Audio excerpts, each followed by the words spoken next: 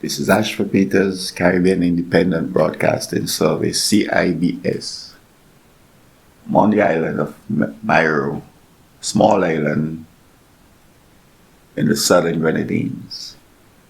And this is the village that was torn, that was devastated by Category 4 hurricane Beryl, a deadly hurricane that ripped through the Southern Grenadines, ripped through Grenada on its passage through the Eastern Caribbean on Monday, July 1st. Sheer devastation. Almost all of the buildings, the houses, lost their roofs. Some buildings actually toppled, including the Roman Catholic church. The sheer devastation. An island torn by a deadly hurricane. Most of its residents depend heavily on the tourist dollar.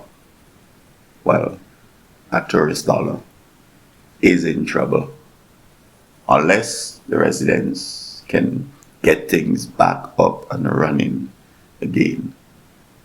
The tourist season begins on November 1st officially. What are they going to do?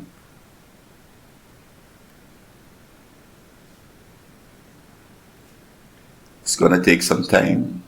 It's going to take a lot of time, not only to rebuild the buildings, but for the residents to get their lives back, their livelihood back together, back on track. It's going to take some time. From all reports, including from Prime Minister Dr. Ralph Gonsalves, is that electricity may not be restored before the end of the year.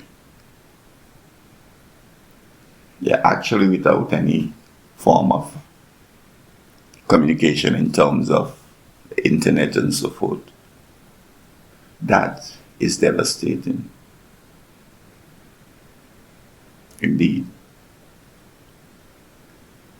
It's going to take some time. It's going to take a lot of effort, a lot of strength. Mayreau, devastated by deadly Beryl, Category 4 hurricane. This is Ashford Peters, Caribbean Independent Broadcasting Service, CIBS.